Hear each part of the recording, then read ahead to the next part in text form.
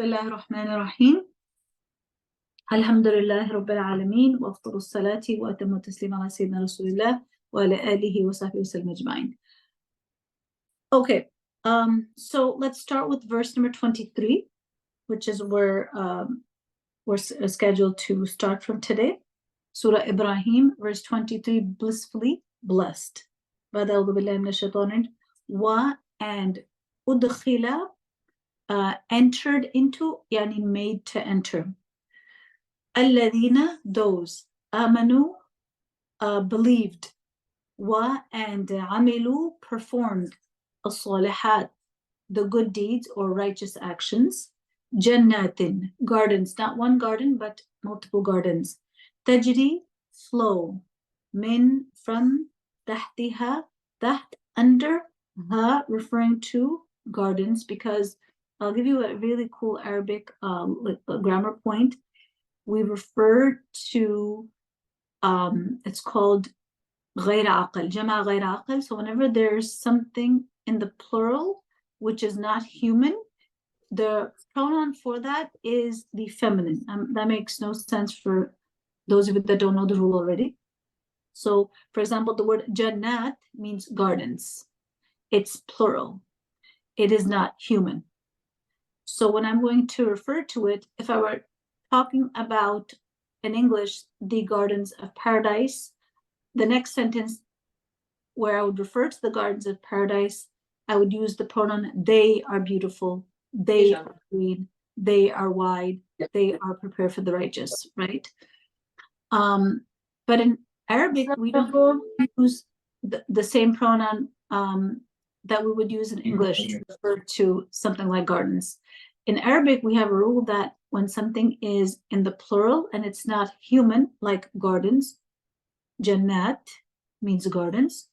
Jannat is plural of jannah, and it is not a human, right? It is inanimate, rather, in that sense. Then the pronoun that's going to refer to that is always going to be the feminine pronoun, which we use for her, but we also use for plural non-human things in Arabic. So that's why you have tahtiha, underneath it. Literally, ha means it, right, in Arabic. Alhamdulillah, excuse me. So under it refers to under the garden. So ha with the alif is referring to gardens. So let me give you an example. In Arabic, if I want to say her book, I say kitabuha. Kitab is book, and ha, the ha that you see in tahtiha with the two eyes and the alif, right? That generally is the pronoun in Arabic that refers to her, but it also is used for non-human plural things like gardens, like jannat, okay? So I would use that for her book, kitabuha, okay? And I would also refer to non-human plural things. And inshallah, you'll get used to it if you hear me say it enough times. I haven't shared this before to not be grammatically overwhelming. I didn't share it, but I think now, inshallah, it's okay to share. So tahtiha, underneath it, referring to gardens. So here in the translation, it says beneath which, gardens beneath which rivers flow. So here they translated it as which, but I'm giving it the more linguistically accurate explanation. It's just referring to gardens, okay? So jannat, gardens, tajri, flow, min, from, tahtiha, underneath it, yani underneath the gardens. Al-anhar, the rivers, khalidina, forever, eternally. Khalidina, really eternal, immortal, right? But this is referring to the people.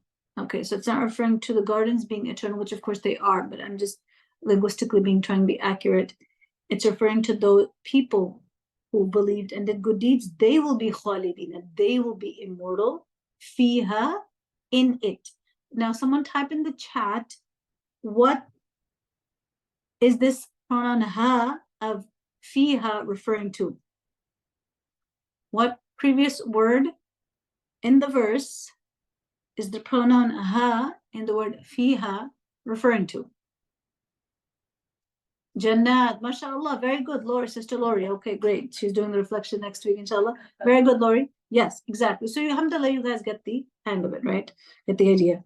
Be with even permission, Rabbihim, Rabb, Lord, him, their Lord. Okay, by the permission of their Lord. Tahiyyatuhum, tahiyya are greetings. Tahiyyatuhum, their greetings. Fiha, in it. So again, in the gardens. Salam. So their greeting in it, salam, peace. This is going to be the greeting by which the people of paradise are always greeted. And there's the greeting between them as well. Now let's do the long translation for 23. As for those who had believed and did good in the world, they shall be admitted to the gardens beneath which rivers flow. There, with the leave of Allah, or yani by the permission of Allah, they shall abide forever and will be greeted with peace. Okay, it's a beautiful, beautiful verse. And if you remember the scene from last week, verse 22, where Shaitan gives his speech, tonight's speaker is the Shaitan. Remember, he was giving this whole speech in Jahannam, in the fire. Remember, the timing is also treacherous. He only gives his speech and reveals his full true colors and intentions when people already are in the fire of hell. It's already too late. There's really no turning back. This is the perfection of his enmity, that he only reveals and comes out when it is too late, when there is no turning back, when the people have already entered the fire of hell. But alhamdulillah, again, like we said, out of Allah's mercy, Allah already gave us, warned us about Shaitan and exposed him before that time to us in the Quran anyway. He did that, right? So I was telling my daughter that yes, life is a test, but it is one where Allah already gave us all the answers. We already have all the answers. We already know exactly what Shaitan's role is, what he wants us to do. Are we going to fall for it or not? And the one who falls for it then falls deep into the abyss of Jahannam. And that's where Shaitan gives his speech. Now, here, verse 23, complete opposite picture. Nothing could be a greater contrast to that previous horrible scene than the contrast we have in this verse. Those who had led starkly different lives meet a starkly different end. What is that? They are made to enter gardens underneath which rivers flow, eternally abiding therein by the permission of their Lord. And they're greeted with the greeting of peace, right? They're greeted with the greeting of peace. And this is, subhanAllah, one of the names of Allah itself is Salam, right? And one of the names of Jannah, the hereafter that the believers will inherit, is Darus Salam, right? Is the abode of peace, right? And this is the greeting that they are greeted with by the angels as well, right? Tahiyyatuhum fiha salam. Tahiyya, he mentions how the Arabic word tahiyya is literally a prayer for a long life. So when the Arabs, like before Islam, used to meet each other, they would greet each other by saying hayyak Allah, right? Yani, may Allah give you a long life. So tahiyya is literally a dua that was made at the time of greeting another, and it's a dua for long life, right? To for Allah to give the individual a long life. But here in usage, it is a greeting, and meaning the way it's used, it's something you greet a person with when you meet them initially, right? So therefore, the theme says that this expression may mean they will welcome one another, yani in Jannah, they will welcome one another with Salamun alaykum, peace be upon you. Yani the inhabitants of Jannah will meet each other in this way, or the meaning can also be they will be welcomed into Jannah with these words, yani by the angels, right? And it may also be noted that the theme adds that the word salam implies both a prayer for peace and a congratulations as well, right? So it has this, beautiful, meaning of congratulations as well, because, what could be a greater moment of receiving congratulations than when you are made to enter into Jannah. like that is the ultimate moment and occasion for congratulations, where congratulations truly means what it's supposed to mean, right? There is nothing more congratulatory than that moment where you are made to enter into Allah's paradise forever and ever. And again, salam is a word of peace showered upon the inhabitants as they enter by the angels from every direction. The angels are very excited to greet the believers into paradise. They are just waiting for that moment. They are descending upon the believers in great numbers from every direction and are extremely excited and welcoming them in with peace, right? And we actually have just covered this in Surah Ar-Ra'd, right? جنات عدن يدخلونها ومن صلح من آبائهم وأزواجهم وذرياتهم والملائكة يدخلون عليهم من كل باب. So gardens, eternal gardens, they will enter, and those who were righteous from their forefathers and their spouses and their children, والملائكة, and the angels will be entering upon them من كل باب, from every door of paradise or within paradise, Wallahu Alam. But that shows the number of the angels. It's, we don't know how numerous there will be. And it shows also the excitement of the angels, right? And it shows the welcoming party that comprises of the angels, subhanAllah. Salamun alaykum bima sabartum fa ni'ma uqbad dar. All the angels say, peace, salam, upon you, bima sabartum, because of the fact that you were patient. Subhanallah. Angels recognize that the people of Jannah made it by Allah's permission because of their patience. Nothing meaningful can be achieved without patience. You have to control yourself, your impulses, your desires through and with patience in order to make it to paradise. Jannah is the abode of the patient. The angels greet the inhabitants with greetings of peace because of their patience. That's like, subhanAllah, the first thing that they acknowledge about Ahlul Jannah, bima sabartum, because you were patient. You gave up what you were supposed to give up for the sake of Allah. You did not allow yourself to be dazzled by dunya and jeopardize your akhirah on that account. You were patient in the obedience of Allah subhanahu wa ta'ala, because obeying Allah requires patience. It requires giving up your own self and what you want to do. Not saying what you want to say to another person who just insulted you requires patience, right? And subhanAllah, the beautiful thing about that is when we are patient and don't respond back to the person who just insulted us, it is again the angel that is responding on your behalf. So subhanAllah, we don't see these beings, but they're with us and they're supporting us even as we are being insulted and ridiculed and abused. Sometimes we think that I'm not going to let the other person get away with that. How dare they say that? I'm going to come back with a better response and a much more stunning response. But we don't realize that the satisfaction of that stunning response that we can give now removes, takes away from the stunning suhbah, companionship of the angel who was replying on your behalf as long as you were quiet. So what a beautiful what a beautiful abode, for these individuals. We cannot imagine how beautiful Jannah is. How beautiful are places in dunya that we have seen, have visited, and some that we will never be able to visit. We see in pictures and we're awed by their beauty. Imagine a place that has been made by Allah subhanahu wa ta'ala himself as a reward. Not just that Allah created it himself, but he made it as a reward. Like, can you imagine how beautiful that will be? And as Sheikh Sadi mentions, the people of paradise will be giving salam to each other. We know this, right? Tahiyyatun fiha salam. They're explicit verses on the fact that the greeting between the inhabitants of paradise will also be salam. But how do you become a person of Darus Salam, of the abode of peace? By being a person of peace in this world, by being a peacemaker in this world, by becoming unfightable in this world. And yes, that is a term I made up, but I don't think we can find that in the dictionary. It's a term called unfightable.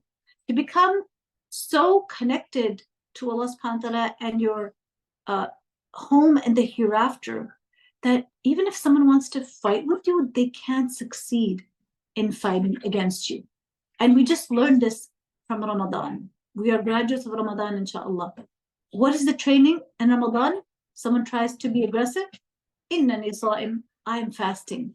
I have something much more precious to protect than to engage in this fight with you. I have something much more precious to preserve than to give you the satisfaction of engaging, or give myself, my nafs, the satisfaction of winning this argument against you, right? And subhanAllah, you will see that the more you engage in fighting and arguing, and talking back and aggressiveness and all this type of behavior that the shaitan loves, that shaitan will become your companion. And it is that much more distance that you gain from Allah subhanahu wa ta'ala. Fighting, arguing, bickering is the opposite of people of Darus Salam. Darus Salam, the word itself is peace. We must be peacemakers in this world. How do you become a peacemaker? You give up the argument. You walk away. You don't have the last word. You don't talk back. You embody peace. You exude peace. You walk into the room and the environment becomes more peaceful because of you. If people are fighting, they stop fighting because of your presence.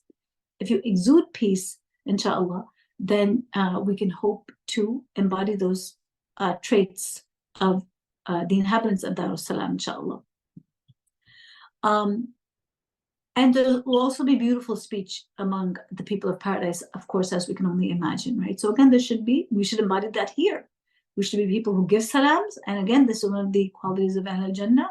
Afsh salam wa at'amu ta'am wa sallu bil-layli wan-nasu ni'am tadkhulu jannata bis-salam, right? We know this already, right?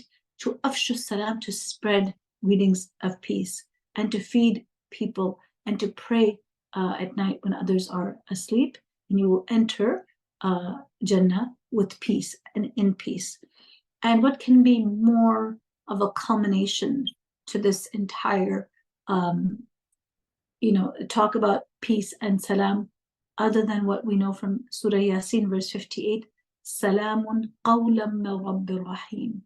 Allah Himself will give salams to the people of Jannah. Can you imagine being greeted by Allah subhanahu wa ta'ala Himself? Allah saying salam to you, like that moment is enough to give up everything in this world that is disobedient to Allah subhanahu wa ta'ala. That one moment is, enough to live a life of peace and obedience to Allah subhanahu wa ta'ala. Like there's a saying in Arabic, ad-dunya sa'a faj'alhu ta'a, right?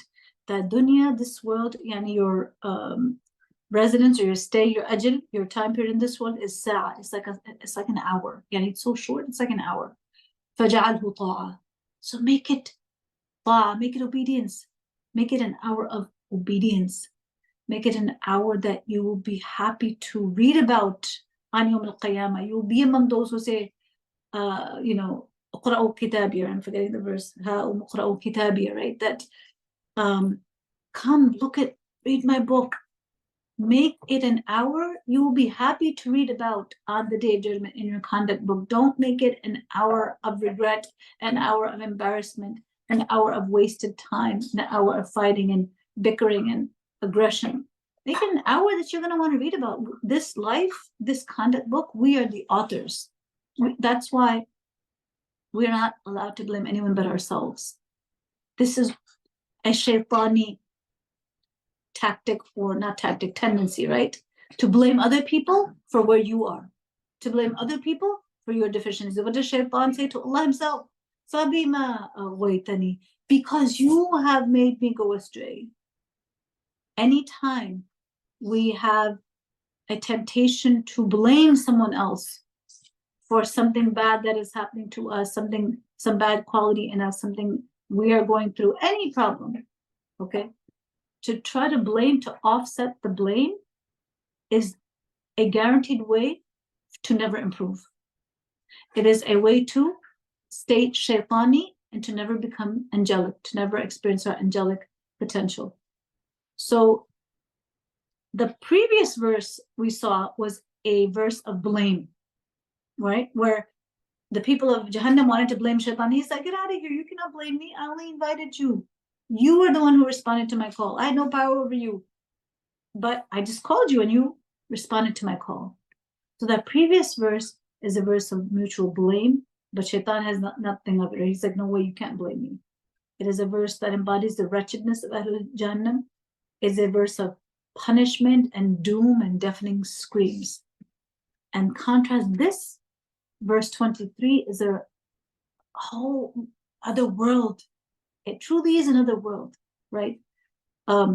It's a world, it's an abode of peace and serenity and angels and reward and flowing streams and greetings of salam, right?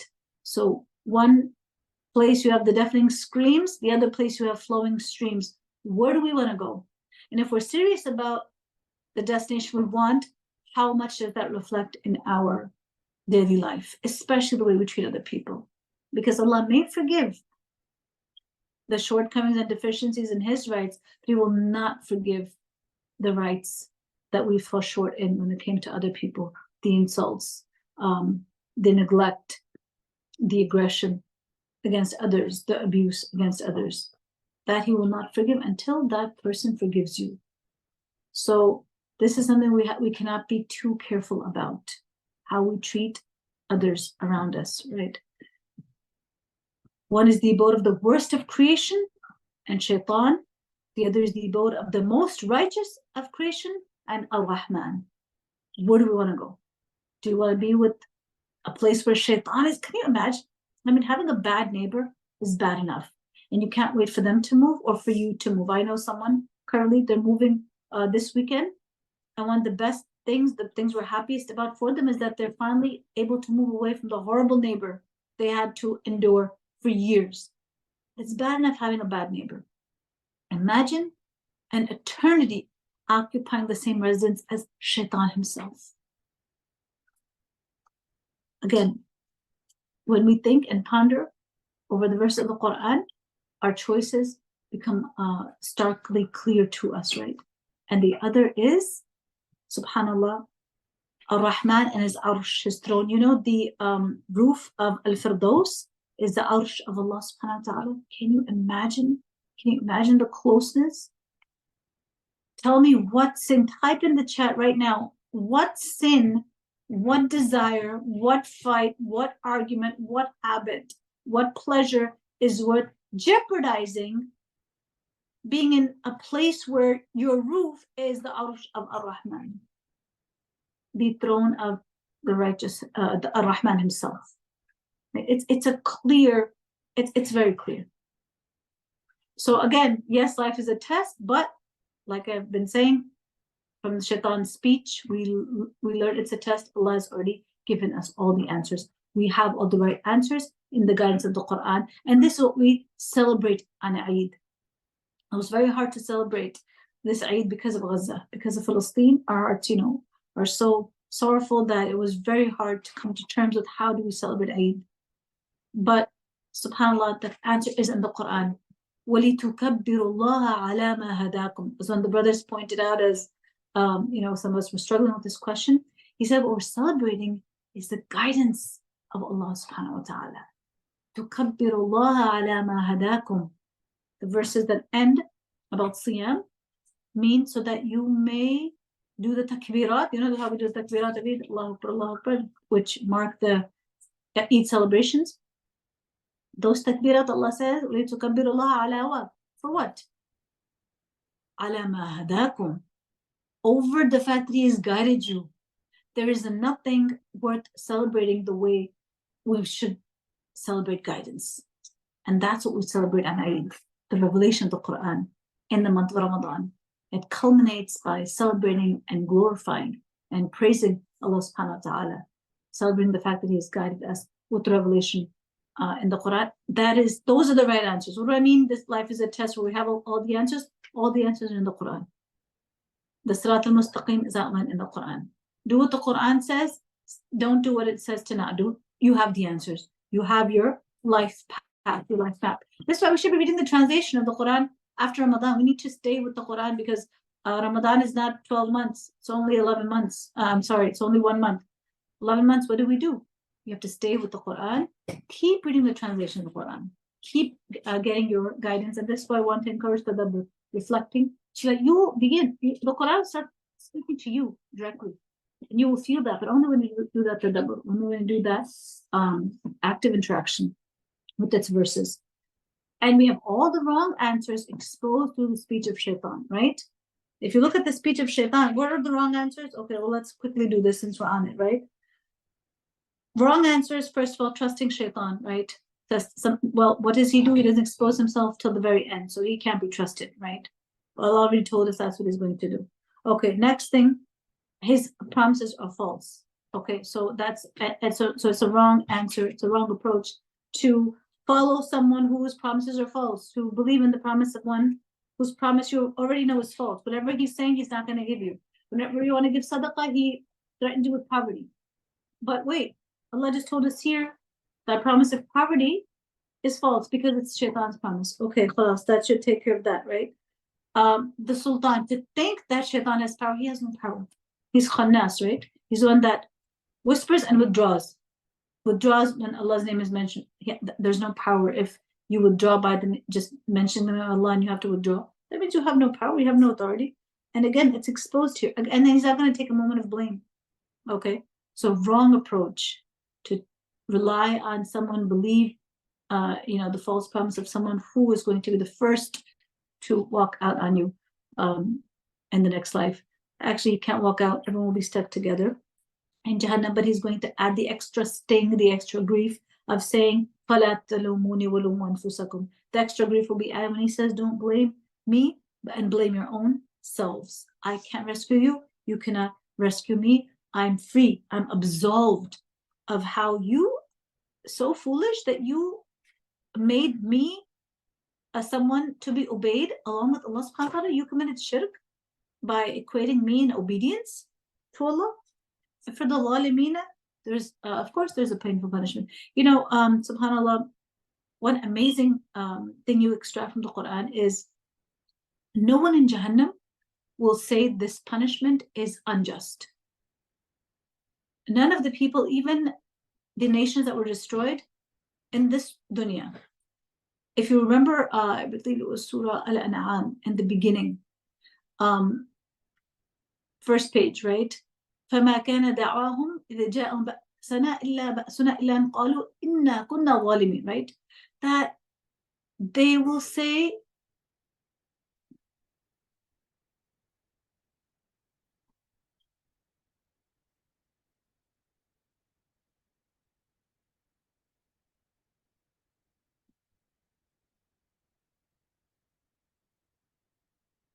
yeah, I'm sorry about that. Even the people, when they were punished in this world, they admittedly admitted their guilt, right? No one who was punished by the adab of Allah, even in this world, said it was unjust. Rather, they said that we indeed were unjust. And shaitan here affirms the same thing in Jahannam. Inna al-zalimina lahum adhabun alim. Of course, like what you did, there's zulm you committed. For the zalimin, what is there except a painful punishment? So that's really, really important to know.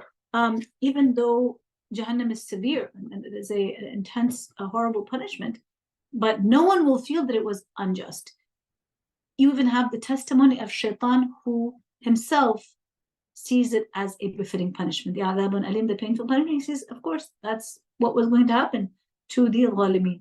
So it will not be considered unjust by anyone, not even shaitan himself. It's really important point to note. Okay, let's go on to verse 24. Verse 24, Alam, is for istifham, asking a question. Lam, don't. Tara, you see. Do you not see? Kayfa, how? Daraba, Allah, darab Allah, yani Allah puts forth, Allah strikes. What does he do? What does he put forth? What does he strike? Mathala, an example. Of what? Kalima, a word. Tayyiba, a good word. Do you not see how Allah strikes forth an example or a parable of a good word? What is a good word like? It's like, ka means like. Kaf in Arabic, when it comes in this way, ka, it means like. Shajara, do not see how Allah puts forth the parable of a good word? It's like shajaratin tayyiba. It's like a good tree. Shajara, tree. طيبة, good. It's like a good tree. أصلها, its root, its foundation, its root. ثابت, is firm. And فرعها, فرع, branch. Ha, referring to shajara, the tree, because tree is feminine in Arabic. Fi, in, and its branch is in as-sama, the sky. Verse 24. Do you not see how Allah has given the example or the parable, the likeness of a good word? It is like a good tree whose root is firmly fixed and whose branches reach the sky. And for the sake of completeness of meaning, let's do verse 25 together. Wa, and yadribu, strikes, Allah strikes and gives forth, presents forth al-amthal, the examples or the analogies or the parables.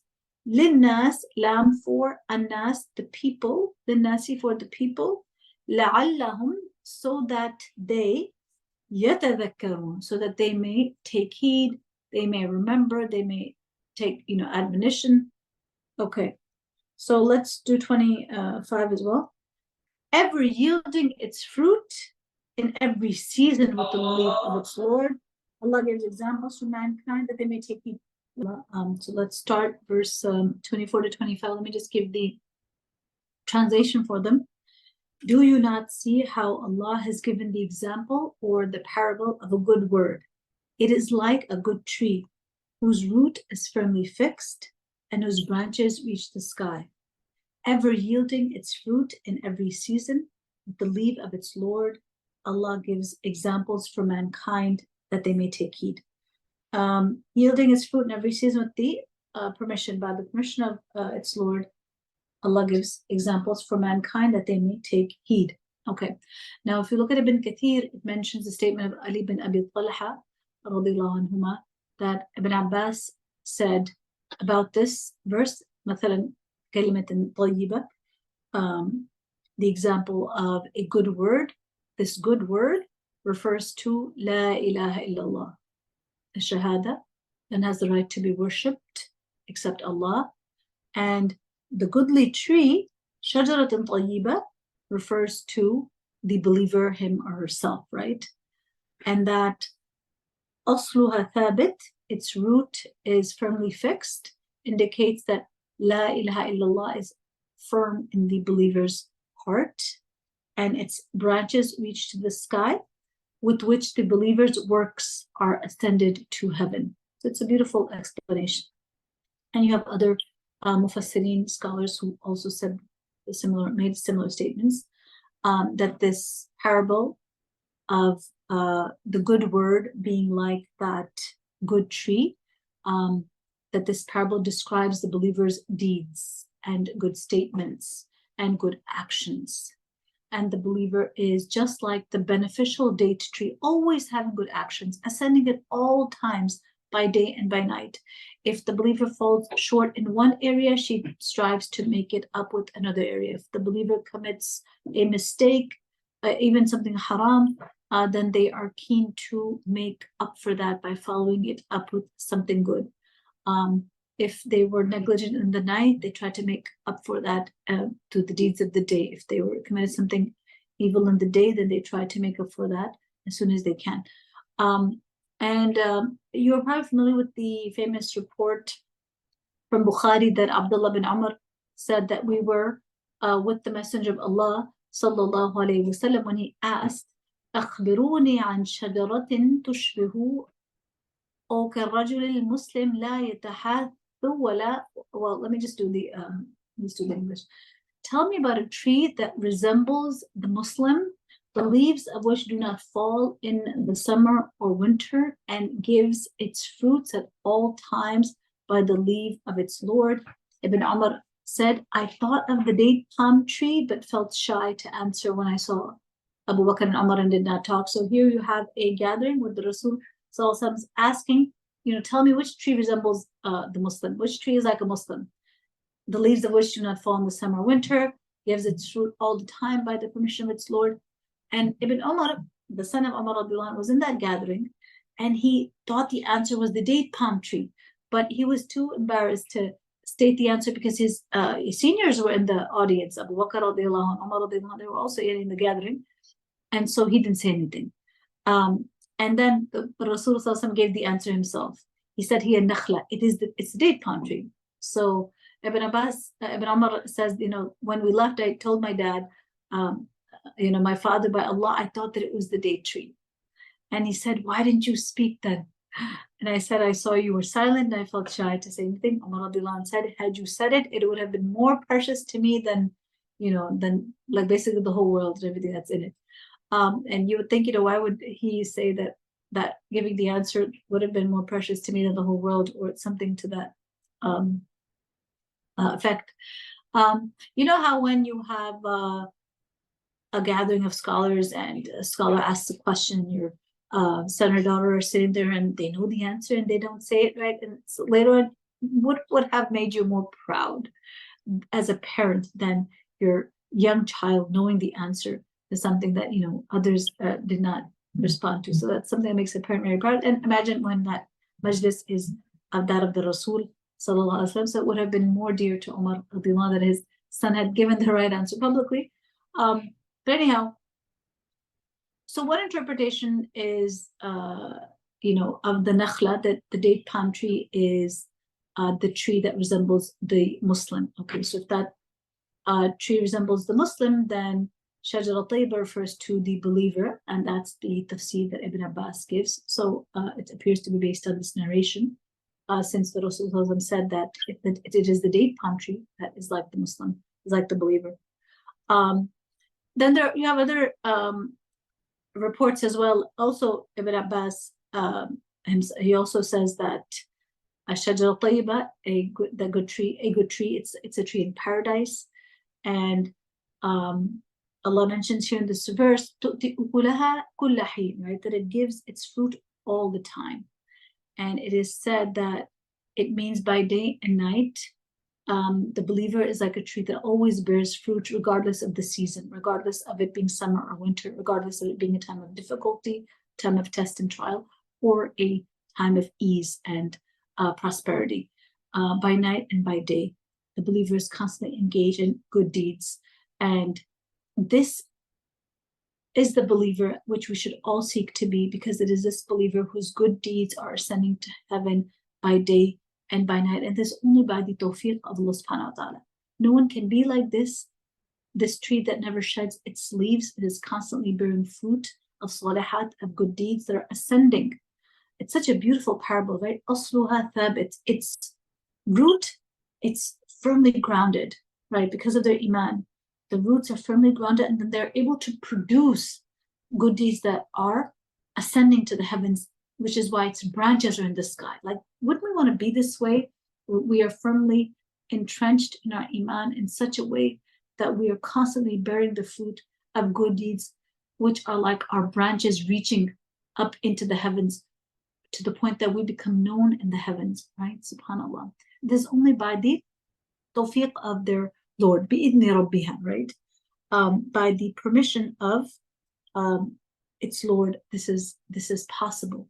So, entering into ihsan, becoming beneficial to others, being abundant in your generosity, in your ability to give of your goodness. It doesn't have to be a monetary, a benefit, but benefiting through your company, through your purity, through your generosity, through your akhlaq, right? And this can only happen after that kalima tayyibah of la ilaha illallah is implanted in your heart, right?